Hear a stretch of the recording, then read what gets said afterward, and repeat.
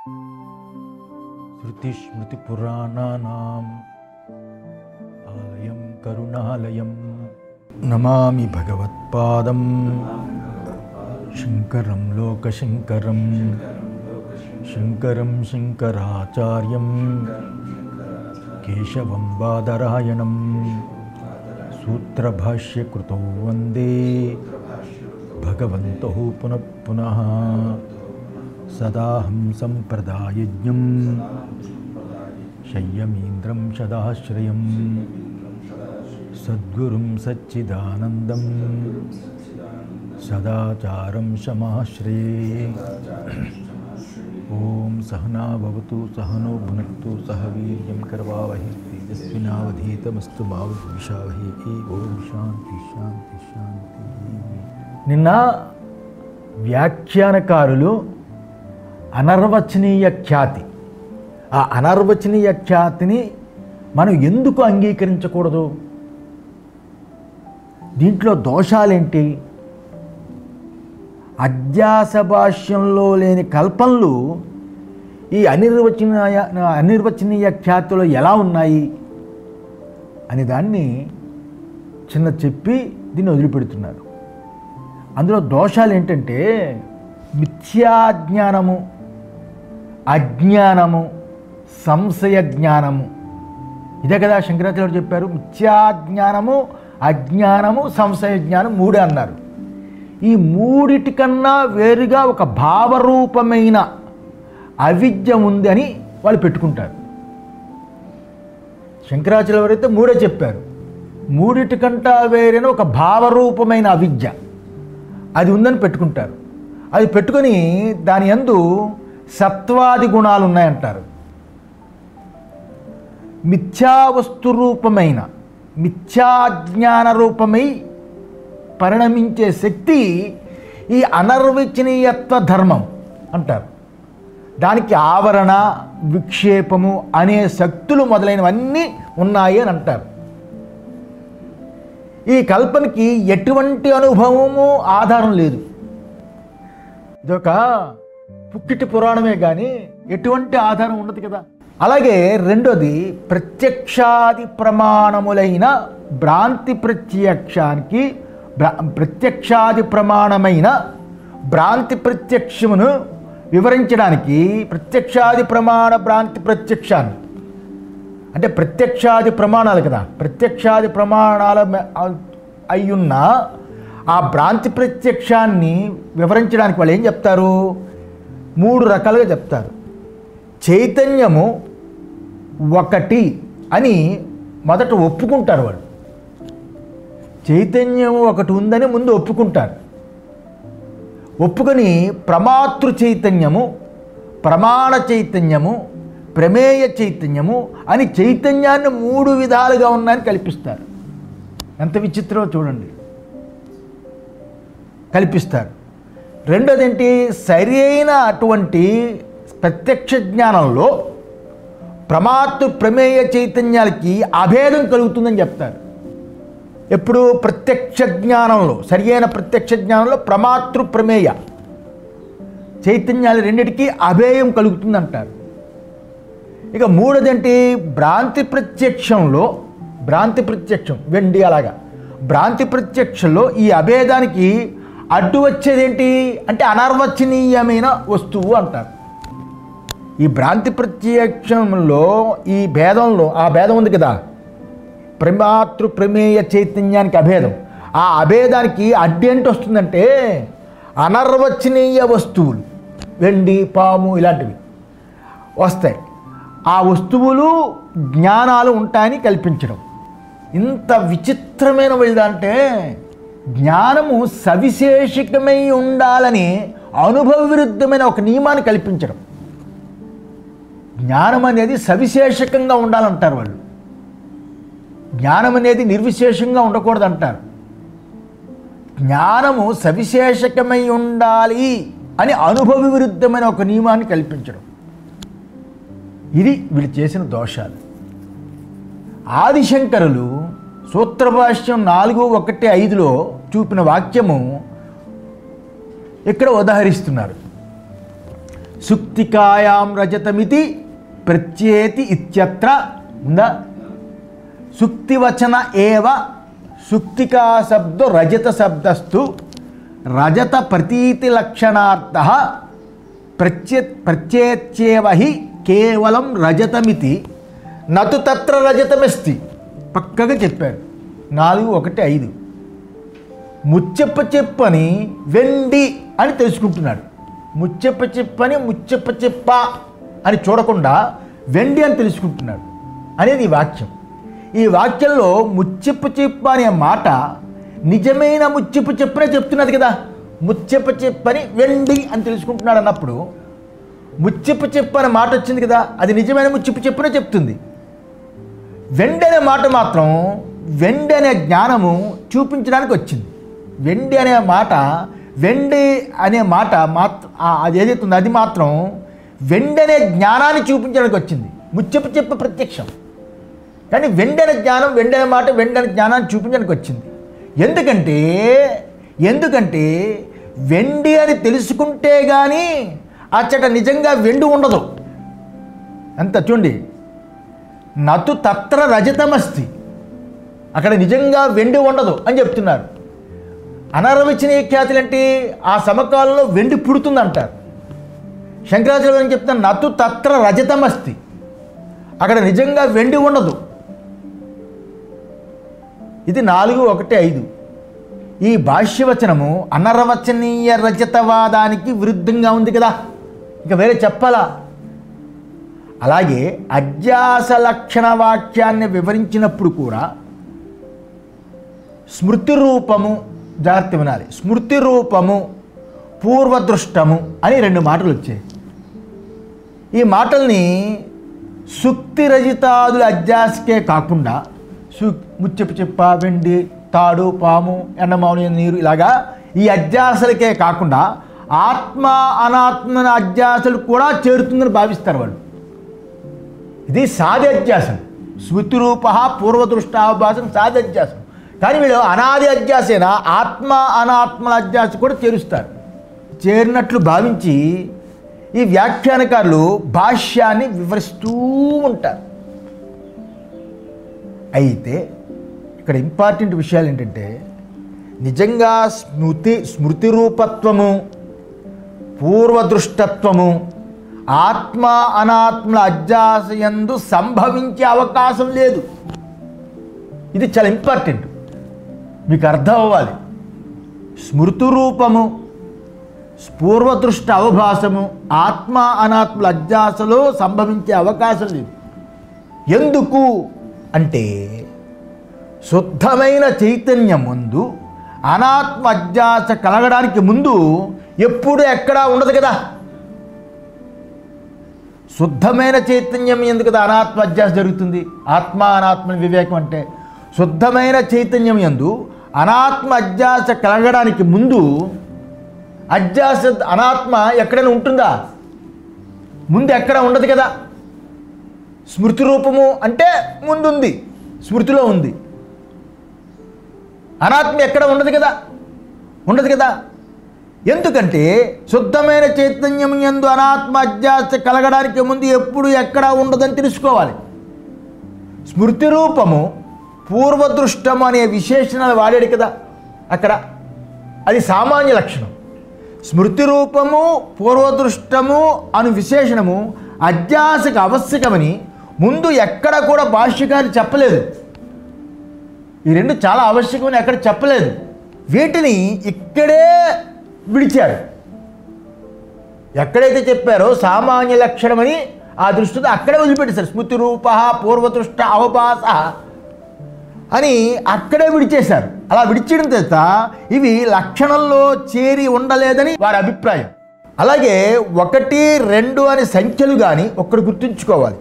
ఇక్కడ ఇంపార్టెంట్ అంటే 1, 2, 3, 4 అనే సంఖ్యలు కానీ వెనుక ముందు అనే కాలం కానీ అధ్యాసకి చెప్పడం సరికాదు. అధ్యాసకి 1, 2, 3 సంఖ్యలు ఉన్నది కాదు, కాలం ఉన్నది కాదు. అధ్యాసకి కాలం ఉన్నది కాదు. ఎందుకు? అప్పుడు సంఖ్యాకాలములు అధ్యాసలు కావుని చెప్పినట్లు అవుతుంది. సంఖ్యాకాలాలు కూడా అధ్యాసలో భాగాలు. అధ్యాసకు ముందు సంఖ్యలు ఉండవు, కాలం ఉండదు. అధ్యాస కలిగిన సమకాలంలోనే కాలము సంఖ్యలు వస్తాయి. అధ్యాస ముందు దేశకాలాలు ఉండవు కదా, దేశకాలాలు కూడా అధ్యాసలోనే ఉంటాయి. కనుక వెనుక చూచినటువంటి అనాత్మను ఆత్మయందు అధ్యాస చేసుకుంటారు అని లక్షణమైన సమన్వయం చేసుకున్నాం అనుకోండి. ఒకవేళ వెనుక చూచినటువంటి అనాత్మని ఆత్మయందు అధ్యాస చేసుకుంటారు అని లక్షణ సమన్వయం చేసుకున్నాం అనుకోండి. చేసుకుంటే అప్పుడు ఏమవుతుంది? వెనుక చూచినటువంటి ఆత్మని అనాత్మయందు అధ్యాస చేసుకుంటున్నారు అని చెప్పాల్సి వస్తుంది. వెనుక చూచినటువంటి ఆత్మని అనాత్మయందు అధ్యాస చేసుకుని వెనుక చూస్తారా? కనుక అలా అయితే ఆత్మ విషయుడే కాదు అన్నది తప్పైపోతుంది.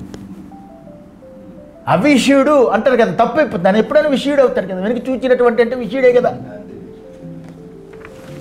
అందువల్ల అధ్యాస, అర్ధాధ్యాస మరియు జ్ఞానాధ్యాస. అధ్యాస రెండు రకాలు అంటారు వాళ్ళు. అధ్యాస, అర్ధాధ్యాస మరియు జ్ఞానాధ్యాస రెండు రకాలని భాష్యకారులు చెప్పారని అంటారు వాళ్ళు. ఇలా ఎక్కడా చెప్పలేదు. అర్ధాధ్యాస అంటే భ్రాంతి సమయంలో రజ్జువు యందు సర్పమని అర్థం. అర్థం అంటే వస్తువు అని అర్థం. సర్పం అంటే వస్తువు కదా, వస్తువే కదా అది అర్ధాధ్యాస అని అంటారు. భ్రాంతి సమయంలో తాడు యందు పాము అనే వస్తువు, అది అర్ధాధ్యాస. జ్ఞానాధ్యాస అంటే రజ్జుని పాము అని మన బుద్ధిలో తెలుసుకోవడం. మన బుద్ధి తాడుని పాముని మన బుద్ధిలో తెలుసుకోవడం. ఈ బుద్ధి దోషం వల్ల అధ్యాస జరిగింది కాబట్టి అది అతస్మిన్ అన్నాడు అక్కడ. అతస్మిన్ తద్బుద్ధి. కనుక జ్ఞానాధ్యాసనే గ్రహించాలి, అర్ధాధ్యాసని గ్రహించకూడదు. ఎందువల్ల? అవిద్యాఖ్యం ఆత్మానాత్మనో ఇతరేతర అధ్యాసో నామ అతస్మిన్ తద్బుద్ధి. ఆత్మ అనాత్మల అన్యోన్య అధ్యాసకి అవిద్య అని పేరు. శంకరాచార్యులు అంటారు అవిద్యాఖ్యం, అవిద్య అని పేరు కలిసి ఏదైతే ఉందో ఆత్మానాత్మనో ఇతరేతర అధ్యాసం. ఆత్మ అనాత్మలో ఒకదానికి ఒకటి అధ్యాస, అన్యోన్య అధ్యాస. దీనికి అధ్యాస అని పేరు అని చెబుతూ అధ్యాసో నామ అతస్మిన్ తద్బుద్ధి అన్నారు. అధ్యాస అంటే అది కాని దాని యందు అది బుద్ధి, పాము కాని దాని యందు పాము అని బుద్ధి, వెండి కాని దాని యందు వెండి అని బుద్ధి అని భాష్యకారులు చూపించారు.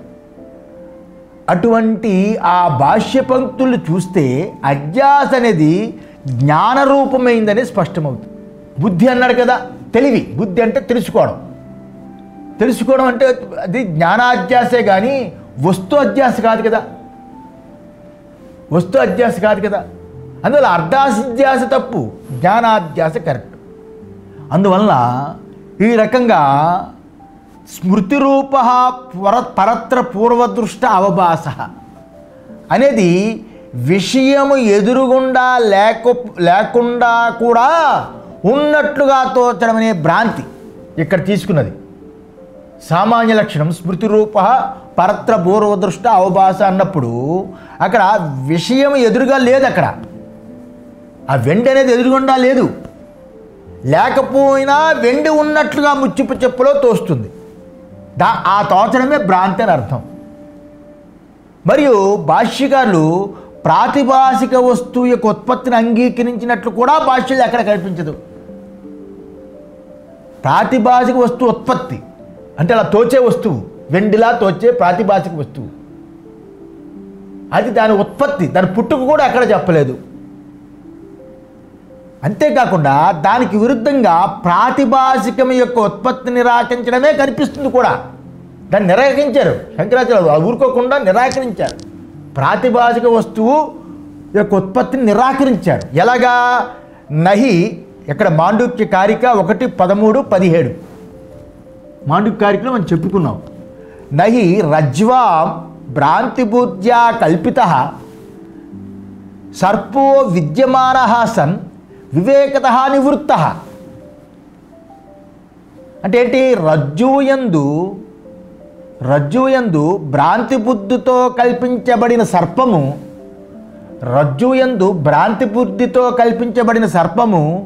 ఉండేదైతే వివేకంతో తొలగిపోదు. తాడులో పాముని భ్రాంతి బుద్ధితో కల్పించి అనుకోండి, అది వివేకం ఎంత తెలుసుకున్నా అది వివేకంతో దాన్ని ఆ పామును తొలగించగలమా? తొలగించలేము. అంటే అర్థం ఏంటి? ఆ ప్రాతిభాషిక ఉత్పత్తి అబద్ధం అని చెప్తున్నాడు కదా ఆయన.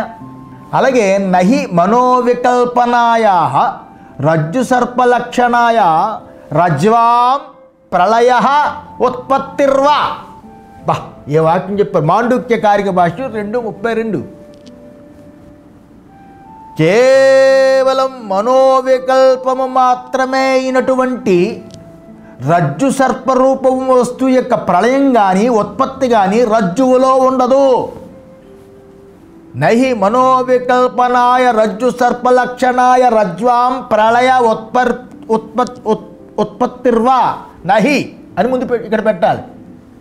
కేవలం మనోవికల్ప మాత్రమే అయినటువంటి రజ్జు సర్పరూప వస్తువు యొక్క ఉత్పత్తి కానీ ప్రళయం కానీ ఉండదు రజ్జువులో. అంటే అనిర్వచనీయ చేత ఎలా కుదిరింది? కనుక ఇలాంటి మొదలైన స్థలాల్లో స్పష్టంగా భాష్యకారులే చెప్పారు. అలాగే వార్తికుల్లో కూడా రజ్జు సర్పో యథాలోకే అజ్ఞాత రజ్జుస తత్వక నోత్కామేతి నచాప్యాస్తే నచ నశ్యతి రజ్జుత. బృహదారణ్యక వార్తికము 4:289. లోకంలో ఏ రకంగా రజ్జు సర్పము తెలియబడుతుందో అలా లోకంలో ఏ విధంగా రజ్జు సర్పం తెలియబడకుండా రజ్జువునే ఉనికిగా కలిగి ఉండి లోకంలో ఏ రకంగా అయితే రజ్జువు యందు సర్పము తెలియబడకుండా ఉన్నా రజ్జువునే ఉనికిగా కలిగి ఉండి రజ్జువు నుండి ఉత్పన్నము కాదు. రజ్జువు నుండి నోత్కామేతి అంటే ఏంటి? రజ్జువు నుండి ఇది పుట్టదు, రజ్జువులో ఉండదు. అలా రజ్జువు నుండి పుట్టదు, రజ్జువు యందు ఉండదు, రజ్జువుల యందు లయం కూడా చెందదు. నోత్కామేతి నచాప్యాస్తే నచ నశ్యతి రజ్జుత అన్నాడు. అది రజ్జువులో ఉండదు, రజ్జువులో పుట్టదు, రజ్జువులో లయం కాదు. ఇప్పుడు రజ్జువు అని తెలియనప్పుడు రజ్జువునిగే ఉనికి కలిగి సర్పం కనిపిస్తుంది కదా. ఆ సర్పం ఏదైతే ఉందో రజ్జువు నుండి పుట్టదు, రజ్జువులో ఉండదు, రజ్జువులో లయం కాదు. పాము ఇంత చెప్పాడు కదా. కనుక అందుకే ఇక్కడ లోకంలో ఏ విధంగా రజ్జు సర్పము తెలియబడకుండా రజ్జువునే ఉనికిగా కలిగి ఆ పాము తోస్తుందో ఆ రజ్జువు నుండి అది ఉత్పన్నము కాదు, రజ్జువు యందు ఉండదు, రజ్జువులో లయము చెందదు అని. ఎందుకంటే ట్రస్ట్ చేసి అనిసార్లు చెప్తున్నాను, అనర్వచనీయ ఖ్యాతి అది ఆ సమకాలంలో పుట్టిందనడానికి ఇన్ని తప్పులు, దానికి జవాబులు చెప్తున్నారు, ఆ తప్పులు చూపిస్తున్నారు. కనుక అందుకే సుక్తికాహి రజతవత్ అవభాసతే అనే చోట విపరీత గ్రహణం మాత్రమే ఇది అని, సుఖ్యజ్ఞాన నివృత్తిం అని చోట ఇక్కడ ఏంటి? సుక్తికాహి రజతవత్ అవిభాసతే, సుక్తికాహి రజతవత్ అవభాసతే. సుక్తిక ముచ్చిపు చెప్ప వెండి వలే తోస్తుంది అనే చోట విపరీత గ్రహణం మాత్రమే అది, అంటే తప్పుగా తెలుసుకోవడమే అది అని మళ్ళా సుక్తి అజ్ఞాన నివృత్తం అంటే అనే చోట సుక్తి అజ్ఞాన నివృత్తం అంటే సుక్తి యొక్క జ్ఞానోదయం మాత్రం పరామర్శపడుతుంది అక్కడ. సుక్తి అజ్ఞాన నివృత్తం అంటే ఇది ముచ్చిపు చెప్ప యొక్క జ్ఞానం పుట్టడం మాత్రమే ఇక్కడ పరామర్శిస్తుంది, దాని యందు అజ్ఞాన నివృత్తి. దీనినే భాష్యకారులు బృహదారణ్యక భాష్యంలో యథా గృహ్యమాణాయా అపి సుక్తికాయా విపర్యయేణ రజిత ఆభాసయా అగ్రహణం విపరీత జ్ఞాన వ్యవధానమాత్రం తథాగ్రహణం జ్ఞానమాత్రం ఏవ విపరీత జ్ఞాన వ్యవధాన అపోహార్ధత్వాత్ జ్ఞానస్య.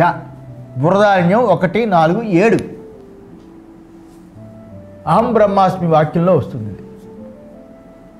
ఏ విధంగా ముచ్చెప్పని చూస్తున్నా కూడా విపరీతంగా వెండి రూపంలో తోచడం యందు దానిని గ్రహించకుండా ఉండడానికి విపరీత జ్ఞానం ఒక్కటే అడ్డవుతుంది. దాన్ని గ్రహించకుండా ఉండాలి అంటే విపరీత జ్ఞానం తొలగించుకోవాలి. అందువల్ల విపరీత జ్ఞానం ఒక్కటే అడ్డవుతుందో మరియు దానిని గ్రహించడం అనేది కేవలం జ్ఞానమే ఉన్నదో, ఎందుకంటే విపరీత జ్ఞానం అనే అడ్డును తీసివేయడం కోసమే జ్ఞానం కావలసి ఉంది. తథాగ్రహణం జ్ఞానమాత్రయేవ జ్ఞానం కావాల్సి ఉంది. అలాగే ఇక్కడ కూడా ఆత్మ యొక్క అలాభం అన్నాడు. ఆత్మ యొక్క అలాభము అంటే అవిద్యామాత్ర రూపమైన అడ్డు, ఆత్మ లాభం పొందకుండా ఉండడానికి అడ్డు అని అర్థం. ఆత్మ అవిద్యామాత్ర రూపమైన అడ్డు అలాభం అంటే అడ్డు. అందుచేత విద్యతో అవిద్యను తీసి పారివేయడమే లాభమే కానీ మరి వేరొక లాభం ఏది కుదరదు అని విద్య చేతనే పోతుందని అన్నాడు. ఎందుకంటే అపోహర్ధత్వాత్ జ్ఞానస్య అన్నాడు. కనుక వార్తికలో కూడా బృహదారణ్య వార్తిక 2:4-195 నచ అవిద్యా సముచిత్తి జ్ఞానోత్పత్తి అతిరేకత. జ్ఞానము కలగడం కంట అవిద్యానాశనం మరొకటి లేదు. సుక్తికాహి రజతవత్ ఔభాసతే అనేది ఎవడైతే ముచ్చిప్ప యథార్థ స్వరూపం తెలుసుకుంటాడో, ముచ్చిప్ప యొక్క యథార్థ స్వరూపం తెలుసుకుంటాడో అంటే ఏంటి, వెండి భ్రాంతి పోతుందో వాడి అనుభవం ఇది. ఏది సుక్తికాహి రజతవత్ ఔభాసతే, ముచ్చిప్ప వెండి వలె తోస్తుంది అంటే వాడు జ్ఞానమే కదా, వెండి వలె తోస్తుంది కానీ ముచ్చిప్ప చెప్పాను కదా వాడు తెలిసింది. అందుచేత వెండి తోస్తున్నది అంటే ఇది వెండి అనే భ్రాంతి పురుషుడి యొక్క జ్ఞానం. అంతే కదా, తోచుట అంటే తెలిసింది కదా, జ్ఞానం ఉన్నదే కదా. అక్కడ వెండి అని అనుకుంటే అజ్ఞానం. అలా తోస్తుందిరా, ముచ్చిపు అలా తోస్తుంది అంటే అలా తోస్తుందని అంటే వెండి అనేది భ్రాంతి పురుషుడి యొక్క జ్ఞానం. అంతే కదా. కనుక లక్షణ విచార ఉపసంహారం. ఇప్పుడు సర్వానుభవ సిద్ధ దృష్టాంతద్వయాన్ని గ్రహించడం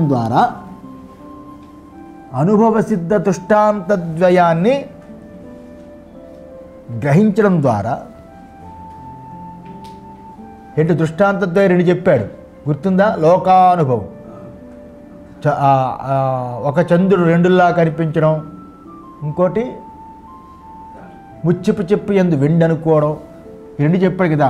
అటువంటి సర్వానుభవ సిద్ధం అది, లోకంలో అందరికీ సిద్ధం కదా. అందుకని కనుక దృష్టాంతద్వయాన్ని, ఆ 2 దృష్టాంతాలని గ్రహించడం ద్వారా అది కాని దాని యందు అది అని బుద్ధియే అధ్యాస.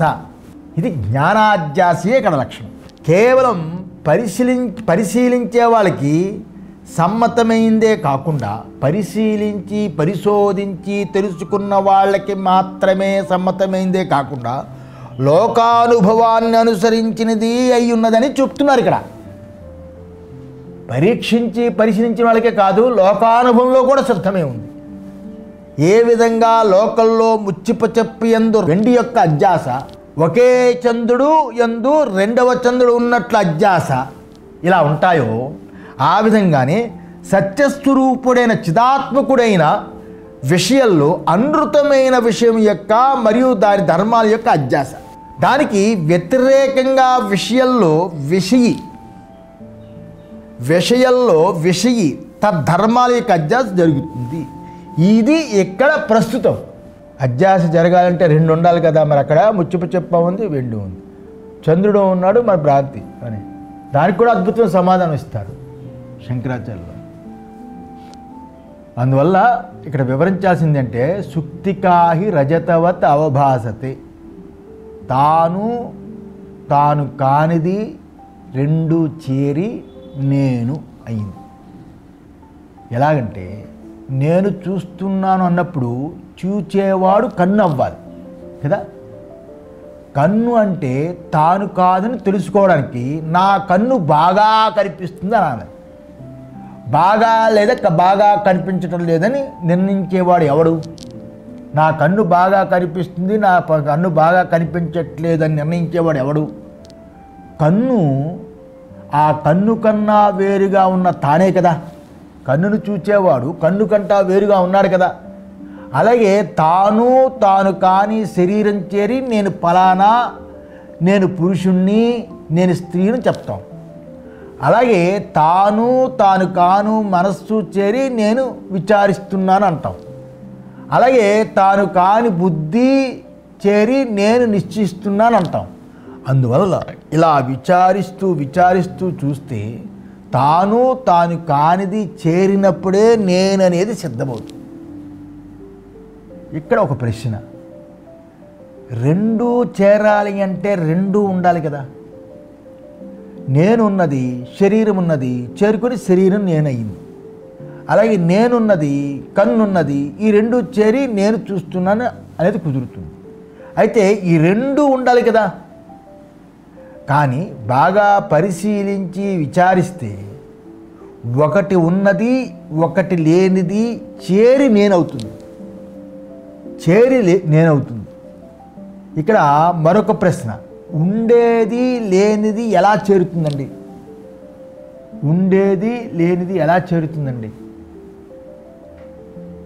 అంటే మన లోక వ్యవహారము అలాగే కుదిరింది.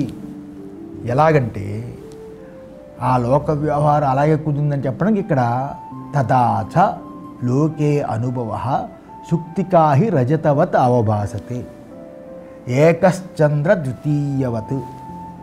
లోకల్లో అలాగే ఉందిరా అనుభవం. వెండి కాని దాని యందు వెండి అనే బుద్ధి, ఒకే చంద్రుడి యందు ఇద్దరు చంద్రులు తెలుసుకున్న బుద్ధి అధ్యాసే కదా. ఒకే చంద్రుడు ఉన్నాడు, రెండు చంద్రుడు కనిపించలే, అధ్యాసే కదా. కనుక లేనిది ఇంకొకటి చేరి రెండు అయిందా లేదా ఒక చంద్రుడి దగ్గర? ఇది కాకుండా నిత్య జీవితంలో ఇలాంటి అధ్యాసలు ఎన్నో. దూరంలో పడిన గుండ్రని రేకు బిళ్ళను చూసి రూపాయని భ్రమిస్తూ ఉంటాం కదా. తన మిత్రుడు ఎవడైతే ఉంటాడో రామయ్య అనే వాడి వలె వేరొక భీమయ్య అనే వ్యక్తిని చూసి అతడే భీమయ్య అనే భ్రాంతి చెందుతూ ఉంటాం. అలంకారాల కోసం మట్టితో చేసిన రకరకాల రంగులు ఉన్న పళ్ళు ఉన్నాయనుకోండి, ఆ పళ్ళుతో కూడిన గంపను చూసి నిజంగా పండ్లే అని భ్రాంతి చెందుతూ ఉంటాం. ఇలాంటివన్నీ అధ్యాసలే. భ్రాంతి అన్నా అధ్యాస అన్నా ఇవన్నీ ఒకటే అర్థాలు. కనుక మన అనుభవంతో విచారిస్తే ముచ్చెప్ప అని తెలియనప్పుడు వెండి ఉందని అంటాం. తెలియనప్పుడు ఆ ఉండిన ముచ్చిప్ప యందు అసలే లేని కల్పించబడిన వెండి చేరి వెండి ఉంది అని అంటాం. అలాగే త్రాడు అని తెలియనప్పుడు త్రాడు అని అనుకుంటాం. కదా. త్రాడుని తెలియనప్పుడు పాముని అనుకుంటాం, త్రాడుని తెలియనప్పుడు పాముని అనుకుంటాం. ఉండే త్రాడుని కల్పించబడిన అసలు లేని పాము చేరి పాము ఉన్నదని అనుకుంటాం. భయపడతాం, అనుకోము, అక్కడ భయపడతాం, అక్కడ ఆశపడతాం. వెండి దగ్గర అదొకటి ఉంటుంది కదా. అందుచేత లేని దానిని ఉండిన దానిని ఇలాగే చేర్చుకుని లోక వ్యవహారం చేస్తూ ఉంటాం. కానీ ఈ నేను గురించి కాస్త విచారించి తెలుసుకోవాలి. ఉదాహరణకి గాఢ నిద్రలో తన ఉనికి ఉంది. దీనికి ఎవ్వరూ గాఢ నిద్రలో నీ ఉనికి లేదు, నీకు చేతనం లేదు, నువ్వు అచేతనుడు అయిపోయావు అంటారా? ఎవ్వడు కూడా దీన్ని లేదని అనలేరు, ఉనికి లేదని అనలేరు. మెలకువ కళ లేని మన ఉనికిగా గాఢ నిద్రలో ఉంటాం. ఎటువంటి వ్యవహారాలు లేని కళ మెలకువ అనే వ్యవహారాలు లేని గాఢ నిద్రలో ఉనికి మాత్రంగా ఉంటాం. దీనికి ఏ విధంగా తర్కం అవసరం? ఏమండి, అవసరం లేదు కదా. ఇది మన అనుభవం. ఈ ఉనికి యందు ఒక కళ వచ్చింది, ఇది కూడా మన అనుభవమే. అయితే ఆ కళలో శరీరము, ఇంద్రియాలు, అంతఃకరణ, అహంకారము, ప్రపంచం అన్నీ తోస్తాయి. ఇవన్నీ తోచి కళ కలగడానికి ఆధారమైన ఆ ఉనికిగా ఉన్న తాను కదా, ఆ తాను అసలే లేని ఆ కళ చేరి వ్యవహారం జరిగింది కదా. అలాగే మెలకువ కూడా, ఈ మెలకువ కూడా అంతే. కనుక నేను అని అనుకున్నప్పుడు తప్పక తాను కానిది రెండు చేరి ఉండాలి. ఇలా కలుసుకొనిన అనుభవానికి మనం అధ్యాస అంటాం. అందుకే అది కాని దాని యందు అది అనే బుద్ధి అవిద్య లేక అధ్యాస అని పేరు. ఇది ఉపపత్తి భాష్యం. ఉపపత్తి అంటే యుక్తి. ఆత్మ అనాత్మల్ని ఒకదానిలో వేరొకటని ఆరోపించి కొందరు ఆరోపించుకుంటారు. ఆత్మ అనాత్మలు ఒకదానికి మరొకటి ఆరోపించుకుంటారనేది యుక్తమా అనేది ఇక్కడ ప్రశ్న ప్రారంభమవుతుంది. ఆత్మ అనాత్మల్ని ఒకదానికి వేరొకటిని ఆరోపించుకుంటారు అనేది యుక్తమా, అది యుక్తి సమ్మతమా అనేది ఇక్కడ విచారించబడుతుంది. ఇందులో పూర్వపక్షి అధ్యాస సంభవించదు అనడానికి వాడు చెప్తున్నాడు అనమాట. ఆత్మ అనాత్మ ఒక దానిలో చేరుకుంటుంది అనేది యుక్తి సమ్మతమా అని వాడు అడుగుతున్నాడు. అది ఇక్కడ విచారణ. ఎందుకంటే పూర్వపక్షి అధ్యాస కుదరదు అనడానికి రెండు విధాలైన యుక్తులు చెప్తాడు ఇక్కడ. రెండు విధాలైన యుక్తులు. ఆక్షేపం. దీని పేరు అధ్యాస సంభావనా భాష్యం. పూర్వపక్షి కథం పునః ప్రత్యేగాత్మని అవిషయే అధ్యాసో విషయ తద్ధర్మాణం సర్వో హి పురోవస్థితే విషయే విషయాంతరం అధ్యస్యతి యుష్మత్ ప్రత్యయాపేతస్య చ ప్రత్యేగాత్మనో అవిషయత్వం బ్రవీషి. అలా అయితే అడుగుతున్నాడు పూర్వపక్షి, కథం పునః ప్రత్యేగాత్మ అవిషయ అధ్యాసో విషయ తద్ధర్మాణం. ఏమండి, ఇంతవరకు మీరు చెప్పారు, బాగుంది. ముచ్చిపు చెప్పి ఎందు వెండి, రెండు చంద్రులు, ఇవన్నీ చెప్పారు. అలా అయితే విషయము కానటువంటి ప్రత్యేగాత్మ యందు, ప్రత్యేగాత్మ అంటే ఆత్మ కదా, అన్నిటికీ లోపల ఉన్న ఆత్మ. ఆత్మ విషయం కాదు కదా. అక్కడ వెండి విషయమే, ముచ్చిపు చెప్ప విషయం కదా. ఇక్కడ అలా విషయం కాదు కదా ప్రత్యేగాత్మ. అలాంటి విషయము కానటువంటి ప్రత్యేగాత్మ యందు విషయము యొక్క మరియు వాటి ధర్మాల యొక్క అధ్యాస ఎలా కుదురుతుంది? విషయము కానటువంటి ప్రత్యేగాత్మ యందు మరి విషయము యొక్క, విషయం కదా అనాత్మ, మరియు దాని ధర్మాలు అధ్యాస విషయము కానటువంటి ప్రత్యేగాత్మ యందు ఎలా కుదురుతుంది? ఎందుకంటే సర్వోహి పురోవిస్థితే విషయే విషయాంతరం అధ్యస్యతి. ఎదుటుగా ఉన్న విషయంలోనే కదా, ఎదుటుగా ఉన్న వస్తువులోనే కదా ఎదుటుగా ఉన్న వస్తువు ఎందే కదా అందరూ అన్య విషయాన్ని అధ్యాస చేసుకుంటారు. ఎదురుగా ముచ్చిపు చెప్పు ఉంటే దాని మీద అధ్యాస జరుగుతుంది, ఎదురుగా తాడుంటే దాని మీద అధ్యాస జరుగుతుంది. కానీ మీరేమంటున్నారు? యుష్మత్ ప్రత్యాపేతస్య చ ప్రత్యేగాత్మనో అవిషయత్వం బ్రవీషి. మీరేమంటున్నారు? నీవు అనే ప్రత్యయ సంబంధం లేకపోవడం చేత ప్రత్యేగాత్మ అనేది విషయం కాదని కూడా చెప్పారు కదా మీరు. అంటే ఏంటి ఇక్కడ అర్థం? ఆక్షేపం. ఎలాగైతే విషయుడు కాని ప్రత్యేగాత్మయందు విషయాన్ని దాని ధర్మాన్ని అధ్యాస చేసుకుంటాననేది ఎలా కుదురుతుంది? ఎదురుగా ఉన్న విషయం ఎందే కదా సర్వులు వేరొక విషయాన్ని అధ్యాస చేసుకుంటారు. ప్రత్యేగాత్మ నీవు అనే జ్ఞానం చేత సంబంధం లేనివాడు కదా. ఈ ప్రత్యేగాత్మ నీవు అనే కదా యుష్మత్ అశ్మత్ ప్రత్యయ గోచరయో విషయిణో తమ ప్రకాశవత్ అన్నావు కదా. అసలు ప్రత్యేగాత్మ నీవు అనే జ్ఞానంతో సంబంధం లేనివాడు కదా. అలా సంబంధం లేనివాడు చేత విషయుడు కాడు అని మీరే చెప్తున్నారు కదా. ఆయన విషయం అయిపోడని, విషయగానే ఉంటాడు కానీ విషయుడు అవనాలని అంటున్నారు కదా అన్నాడు. దానికి సమాధానం చెప్తున్నాడు. ఉచ్యతే, చెబుతాను విను. నతావత్ అయమేకాంతేన అవిషయః అస్మత్ ప్రత్యయ విషయత్వాత్. చెప్తాను విను. మొట్టమొదటిగా ఈ ఆత్మ విషయుడు కాదు అని అన్నం సరికాదు. అక్కడ అన్నారు కదా విషయుడు తమ ప్రకాశం. ఇక్కడ చెప్తున్నారు మొట్టమొదటిగా నువ్వు తెలుసుకోవాల్సిందంటే ఈ ఆత్మ విషయుడే కాదు అన్నం సరికాదు. ఎందుకంటే అపరోక్షత్వాచ్చ ప్రత్యేగాత్మ ప్రసిద్ధే. ఎందుకంటే ఇతడు నేననే జ్ఞానానికి విషయుడై ఉన్నాడు. విషయుడే కాదని చెప్పట్లేదు, నీవు అనే రూపంలో విషయుడు కాదన్నాం.